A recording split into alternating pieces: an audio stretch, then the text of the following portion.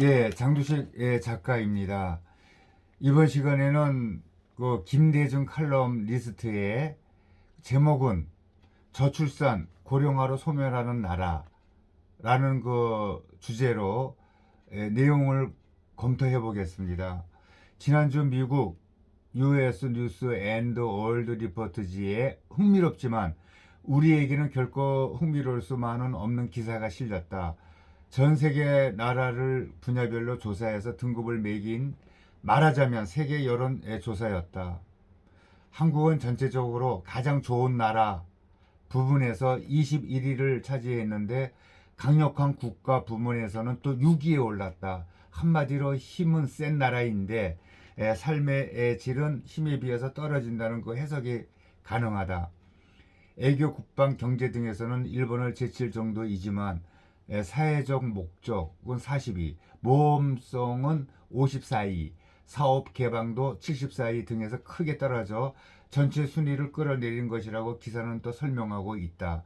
그런 항목은 없었지만은 여기에 우리 국내 정치를 넣었다면 우리는 분명 최하위로 크게 추락했을 것이다. 그런데 이 기사의 댓글 가운데 눈길을 끄는 것이 있다. 전 세계에서 유례없는 저출산율로 소멸 직전에 그 나라인데 21이라니 너무 높다는 비꼬는 조의 그 촌평이었다. 소름이 돋는 그 지적이다. 우리나라는 저출산과 고령화로 서서히 가라앉는 배와 같다는 느낌이 무겁게 다가왔다. 나는 지난 3월 칼럼에서 붕괴하는 세계와 인구학을 쓴 피터 자이안의 글을 소개한 적이 또 있다. 그 책의 한국어판 서문을 다시 한번 또 음미해본다. 지난 4반세기 동안 보인 한국의 인구 구조 없이는 지금의 자본 구조나 노동 생산성 수준도 유지를 못한다. 한국은 수출과 수입 의존도가 가장 높은 나라이고 또 세계에서 인구가 가장 빠르게 고령화하고 출산율이 전 세계에서 아주 가장 낮은 나라다. 이제 중간에 생략하고 에너지를 접근, 그다음에 물리적 안보, 안정적인 노동력, 시장과 원자재 적금 등 어느 문제에도 하나같이 한국은 이미 가장 심각하게 모든 것이 이제 노출이 되어 있다. 운송, 금융, 에너지, 원자재, 제조업, 농업 등에서 동시다발적으로 가속화하며 서로 중첩되는 여러 위기에 직면한 세계에서 한국이 과연 어떻게 버틸지 모르겠다. 이런 지적 앞에 우리는 난감할 수밖에 없다. 출산과 고령의 문제는 어느 한 지도자 한두 사람에 의해 또는 어떤 정권에 의해 좌지우지가 될 수도 없고 또 설령 어떤 결단이 내려진다 해도 10년, 20년 그 내에 해결이 될 수 없는 문제이고 한계를 지낸 것이다. 그 지금 국민적 감성이 이루어진다고 해도 그 효과가 20년이나 30년이나 40년 그 뒤에는 나타나기 마련인데 우리 정치판은 지금 내전 상태다. 총만 쥐어주면 서로 쏘아 죽이고 그럴 태세다. 정치 싸움 하는 데는 온 정신이 팔려 2, 30년 뒤에 한국인의 그 존폐 문제는 아예 아랑곳하지 않고 있다.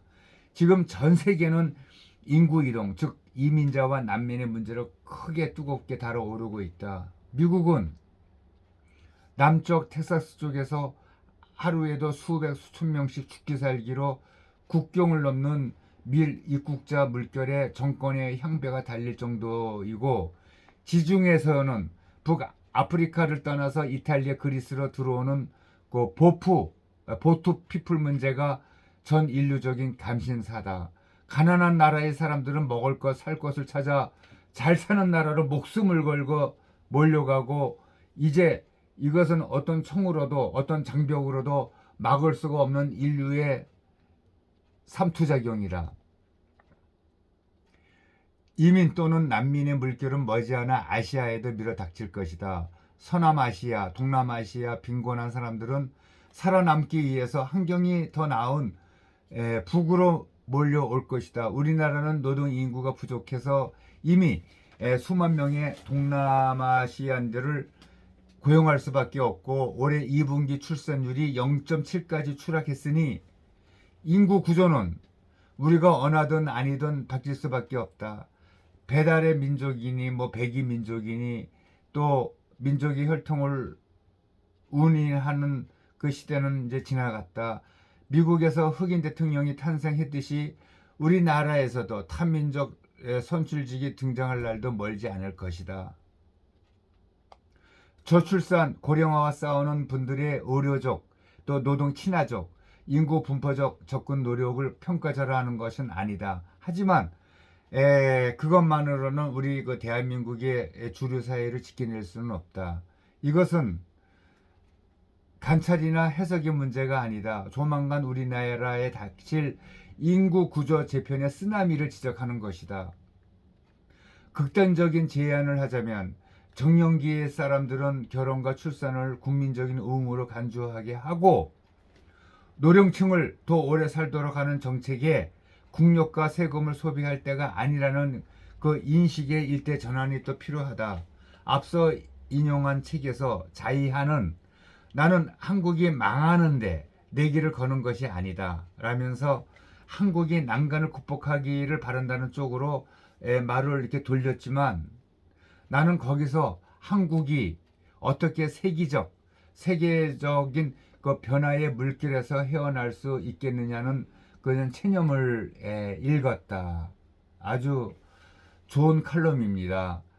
그 일반 사람들이나 또 이거 지금 정치하는 그 국회의사당이 있는 그 정치인들이나 아주 그 심각하게 이렇게 새겨들어서 정말 자기 밥그릇만 가지고 싸우는 그런 정치인이 되지 말고 거시안적으로 좀 멀리 내다보면서 우리 국가의 대한민국의 그 발전을 위해서 노력하는 그 정치인들이 많이 나오기를 바랍니다.